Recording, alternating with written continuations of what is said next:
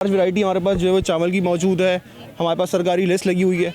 और आप कहने की कि जो मैं अगर मिसाल के तौर पर बात की जाए इस वक्त किसी मॉल की, या हम लकी वन की बात कर लें, या हम चेज़अप की बात कर लें, हम जो है वो ओशन टावर की बात करें, या किसी भी ऐसी सुपर बड़ी मार्केट की, वहाँ इस वक्त कि 3 बजने का वक्त है, आप फुटफॉल नहीं देखेंगे। एक लार्ज फुटफॉल आप देख सकते हैं कि बाज़ार भरा हुआ है। इसका वाज़े मानिए कि बचत बाज़ार से लोग जो है वो इंटरटेन हो रहे हैं, उनको उनकी क़ुव्वत ख़रीदारी के सकत के हिसाब से चीज़ें मुहैया हैं।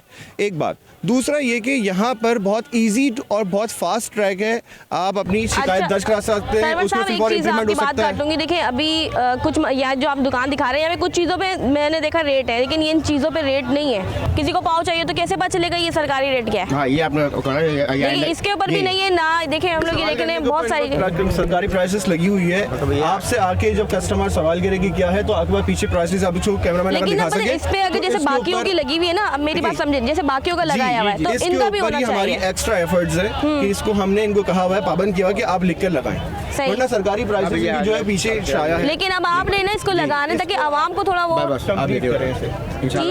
बाकी आपकी चीजें बहुत अच्छी है। इस चीज को भी आप जो है वो करें, जैसे आपने दालों के ऊपर अच्छे रेट लगाए हुए हैं, आपने चावलों को टैगिंग की है, इसके ऊपर भी टैगिंग करें। अच्छी बात है, हमारे लिए फायदा है। बाकी ये कि आपने लिस्ट बिल्कुल सामने लगाई हुई है, सरकारी लिस्ट। आने वाला सवाल जब करेंगे भी बात करते हैं, कुछ आवाम मिल जाए तो हम उनसे भी पूछें कि उनको क्या चीज़ें भी इस हिसाब से मिल रही हैं। लेकिन यहाँ पे मेरे ख्याल से आवाम हमें देख के और दूर हो रही है, लेकिन हम आप ही के शहूर के लिए यहाँ पे आते हैं ताकि आप लोग को रेट लिस्ट के हिसाब से चीज़ें मिले।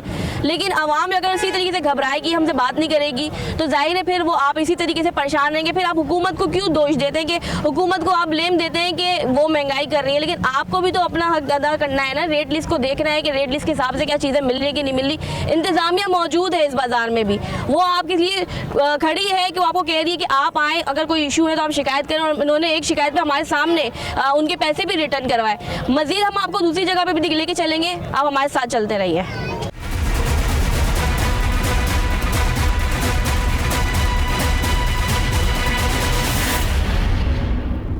इस वक्त हम मौजूद हैं मरकज़ी शिकायत दफ्तर पे, जहां अवामुल नास की शिकायत पर फौरी तौर पर एक्शन भी लिया जाता है। उनकी पूरी टीम बैठी होती है।